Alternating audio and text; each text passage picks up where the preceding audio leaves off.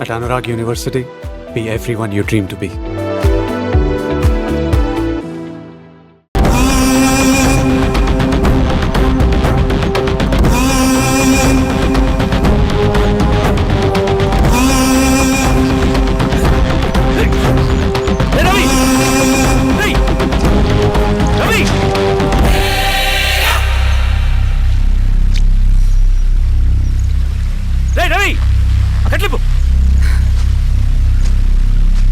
రవి ఏమైందిరా వచ్చి కట్లిప్పు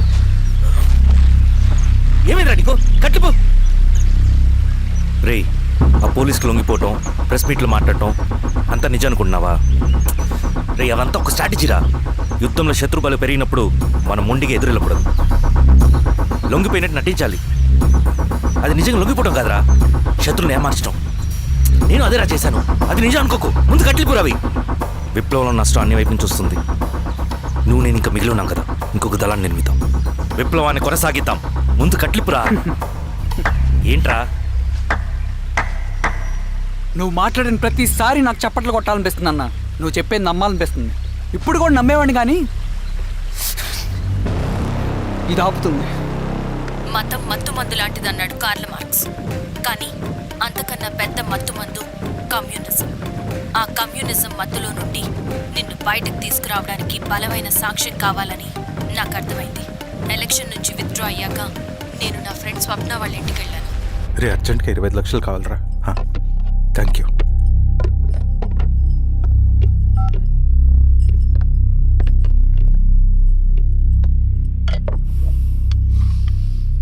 చాలు.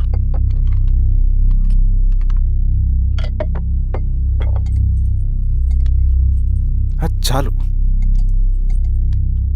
చలో అని చెప్పాను కదా, అర్థం కాదే. ఏవండి ఏవండి ఏమైంది స్వప్న? నేను గమనిస్తూనే ఉన్నాను, మీరు ప్రశాంతంగా లేరు. శిరీష, ఆయన బిజినెస్ చాలా ఇబ్బందిగా మారింది. బయట అప్పు తెచ్చి మరీ ఇన్వెస్ట్ చేశారు. వర్క్స్ అన్ని సగంలో ఆగిపోయాయి. కాంట్రాక్టర్స్కి బాగానే మిగులుతాయి కదా. ఆయన ఏదీ క్లియర్గా చెప్పరు. నేను మాట్లాడినా డబ్బులైతే నేను హెల్ప్ చేస్తాను.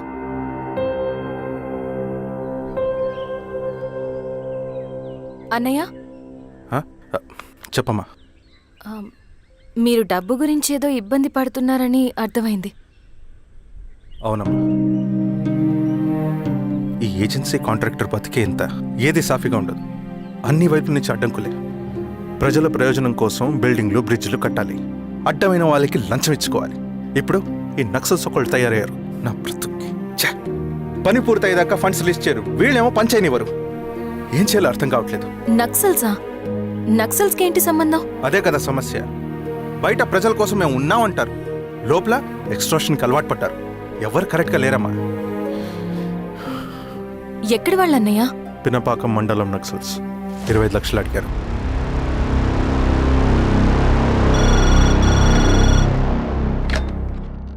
హలో ధర్మ, ఆ సింగన దళం గురించి నీకు ముఖ్యమైన విషయం చెప్పాలి.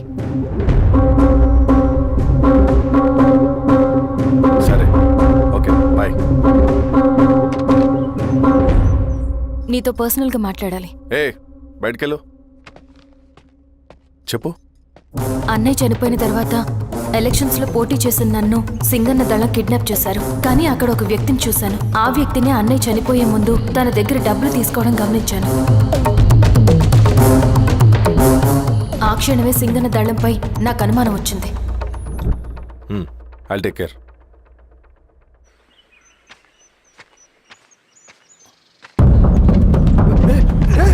భయపడదు, మీ చంద్రుడు మనుషులు. నన్నేం చేయకండి. కూర్చోబెట్టండి. మీకు కావాల్సింది దీంట్లో ఉంది.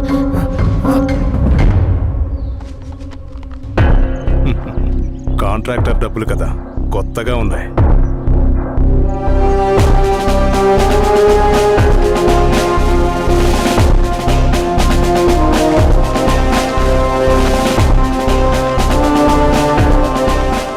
Hey!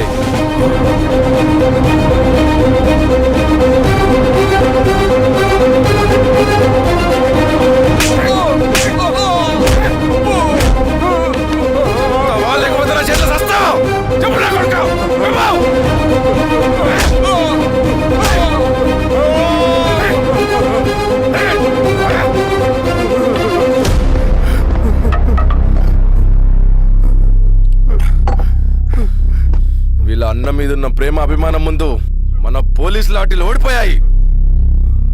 చంద్రన్ ఎన్కౌంటర్ ఎలాగూ పోతాడు, కానీ విచిత్రం ఏంటంటే వాడి భార్య నర్సమ్మ, కూతురు మమత, కొడుకు నరేష్ మరో ఎన్కౌంటర్లో పోవడం చాలా బ్యాడ్ న్యూస్.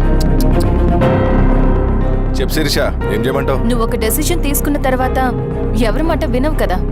హే దాస్, సార్. రేపు మార్నింగ్ న్యూస్ పేపర్ వద్దని చెప్పు. సరే సార్. తెలిసిన విషయం మళ్ళీ మళ్ళీ చదవాలంటే చాలా బోరింగ్. నేను చెప్తాను సార్, జరిగింది మొత్తం నేను చెప్తాను సార్. సింగన్న దగ్గర నేను 20 సంవత్సరాల నుంచి పనిచేస్తున్నాను సార్. పేదవాళ్ళ కోసం అన్న చేస్తున్న ఉద్యమంలో మేమందరం చాలా కష్టపడి పనిచేసేవాళ్ళం. కానీ ఒకరోజు నేను చెప్పినంత చెప్పి ఈశ్వర్ రెడ్డి దగ్గర 10 లక్షలు తీసుకురండి. దేనికన్నా ఇదంతా? దేనికేంటి? మొన్న ఆ కాంట్రాక్టర్ దగ్గర నుంచి, నిన్న బిల్డర్ దగ్గర నుంచి, ఈరోజు ఈశ్వర్ రెడ్డి దగ్గర నుంచి. అధికారం కోసం. డబ్బు ఉంటే అధికారం వస్తుంది, అధికారం ఉంటే డబ్బు వస్తుంది. నాకు రెండూ కావాలి. హిట్లర్ పెయింటర్ అవుదామని అకాడమీలో జాయిన్ అవ్వాలనుకున్నాడు, కానీ పనికిరాడని చెప్పి రిజెక్ట్ చేశారు. హిట్లర్ ఏం చేశాడు? నాజీ పార్టీ పెట్టి జూస్కి అగేన్స్ట్గా అందరినీ కూడగట్టి ప్రపంచాన్ని ఉనికిచ్చాడు. మొహమ్మద్ అలీ జిన్నా నేషనల్ కాంగ్రెస్ పార్టీలో ఎదగాలనుకున్నాడు, ఎప్పుడూ పట్టించుకోలేదు. ముస్లిం లీగ్ పార్టీ పెట్టి ఇండియాని రెండుగా చీల్చేశాడు. పాకిస్తాన్కి ప్రధానమంత్రి అయ్యాడు. ప్రపంచంలో ఎక్కడైనా సరే 2 కులాలు, 2 మతాలు, 2 ప్రాంతాల మధ్య చిచ్చు పెడితే చాలు, అధికారం వెతుకుంటూ మన కాళ్ళ దగ్గరకు వస్తుంది. జమ్మూ అండ్ కాశ్మీర్ నుంచి మహారాష్ట్ర, గుజరాత్ ఎక్కడైనా సరే, ఎవరైనా సరే ఇదే గేమ్. నేను అంతే. ఒక మామూలు కార్యకర్తగా దళంలో చేరాను నేను. కానీ ఈరోజు న్యూస్ పేపర్లు అయినా సరే, జనాల్లో అయినా సరే, ఎక్కడైనా సరే ఒకే పేరు, Singanna, Singanna, Singanna. And I love that. Naxals కొంటే ఈ అడవినే శాసిస్తాం, రాజకీయాల్లోకి వస్తే రాష్ట్రాన్ని శాసిస్తాం. చంద్ర, మన చదువులకి, మన తెలివితేటలకి ఈ అడవిలోనే మగ్గిపోవాలా? నువ్వే ఆలోచించుకో. ఆ మాటలు విన్న నేను ఆలోచనలో పడ్డాను. తన స్వార్థం కోసం ఉద్యమమును పెడదారి పట్టిస్తున్నాడని అప్పుడే అర్థమైంది. కానీ నాకు వేరే దారి లేదు. సింగన్న ఆదేశం ప్రకారం మేము వెంటనే వెళ్ళి ఈశ్వర్ రెడ్డిని కలిశాం. సింగన్న పార్టీ ఫండ్ కోసం 10 లక్షలు ఇమ్మన్నారు. ఆ డబ్బులు ఇస్తే రైతు కూలీ సమస్య ఉండదని చెప్పమన్నారు. అంత డబ్బా నేనెందుకు ఇవ్వాలి? నువ్వు గెలుస్తావనే భ్రమలో ఉన్నావు. ప్రజలంతా అమాయకులు కాదు రెడ్డి. ఈ ఊళ్ళో ఏం జరుగుతుందో నువ్వు మాకు చెప్పక్కర్లేదు. మీకు పార్టీ ఫండ్ ఇస్తే మాత్రం నేను గెలుస్తానని గ్యారంటీ ఏంటి? తప్పకుండా గెలుస్తావు. ఆలోచించుకో, తెలివైన వాడివి.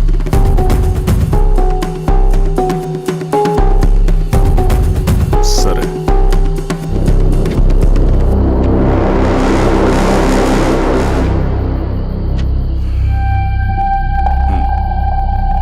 కానీ నాదో కండిషన్.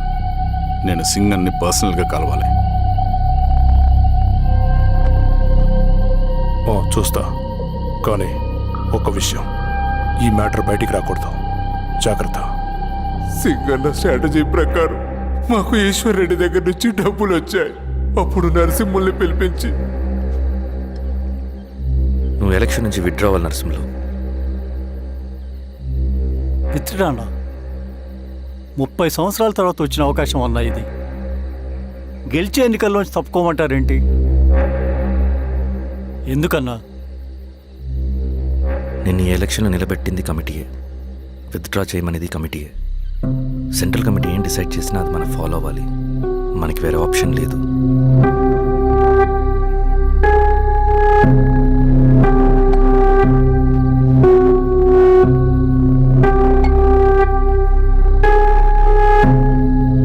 నన్ను నమ్ముకుని చాలామంది ఉన్నారన్న. మీరు వద్దన్నా సరే నేను ఇండిపెండెంట్గా పోటీ చేస్తా. నీ పట్టుదల నాకు అర్థమైంది నరసింహులు. సెంట్రల్ కమిటీతో మరొకసారి నేను మాట్లాడతాను. కొంచెం వెయిట్ చేయి, తొందరపడద్దు. లాల్ సలాం. లాల్ సలాం. తన మాటకి ఎదురు చెప్పిన నరసింహుల్ని క్రూరంగా హత్య చేయించి, ఆ హత్యను ఈశ్వర్ రెడ్డి చేయించాడని అందరినీ నమ్మించి, ఆ తర్వాత ఈశ్వర్ రెడ్డిని కూడా. ఏంటి ఈశ్వర్ రెడ్డి గారు, కలుద్దామనుకున్నాం కానీ ఇలా కలుస్తామనుకోలేదు. ఏంటంత కోపం?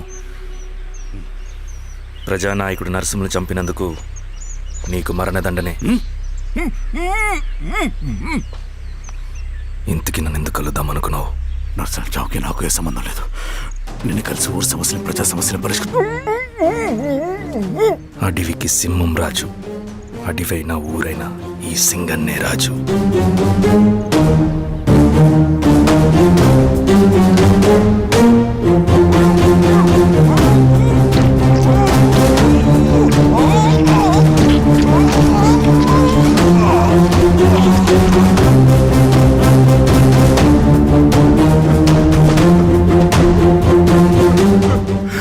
తప్పు చేశావు సార్. మొత్తం సింగన్నే చేశాడు. ఇంకా చెప్పాల్సింది ఏదైనా ఉందా? శిరీష ఆ రోజే చెప్పిందన్నా. ఇన్నాళ్ళ పోరాటంలో ఏం జరిగిందన్నా? ఏమీ లేదు. శిరీష వల్ల వాళ్ళ ఊర్లో రైతులకు భూములు వచ్చాయన్నా. నీ వల్ల జాగి అన్యాయంగా గొంతు కోసుకున్నాడన్నా. నరసింహులు, ఈశ్వర్ రెడ్డి, ఇంకెందరో అమాయకులు నీ అధికార దాహం వల్ల బలైపోయారు.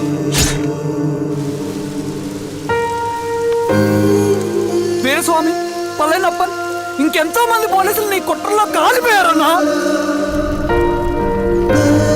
ఏంటన్నా, నీ వెనుకున్న పాపానికి మన దళ సభ్యులు ఎంతో మంది అమాయకులు చచ్చిపోయారు.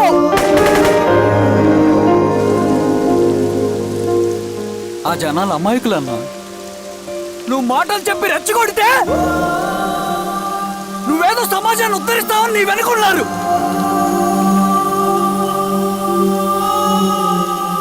వాళ్ళకి కావాల్సింది కరప్షన్ లేని సమాజం. అది ఊరైనా అడివైనా.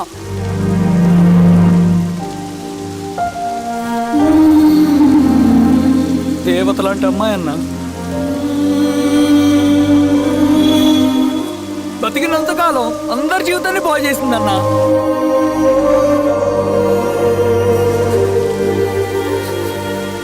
నా చేతులతో చంపించావు. నన్ను మనిషిని కాకుండా చేశావు. ఈ జెండా అడ్డు పెట్టుకుని చేస్తున్న దురాఘాతాలు, ఈ సిద్ధాంతపు ముసుగులో జరుగుతున్న హింస, దోపిడీ, మోసం అన్నీ ఆగాలి, ఆగిపోవాలి.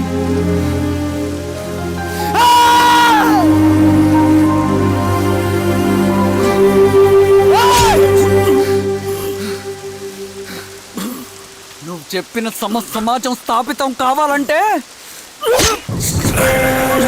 నువ్వు సమాధి కావాలి.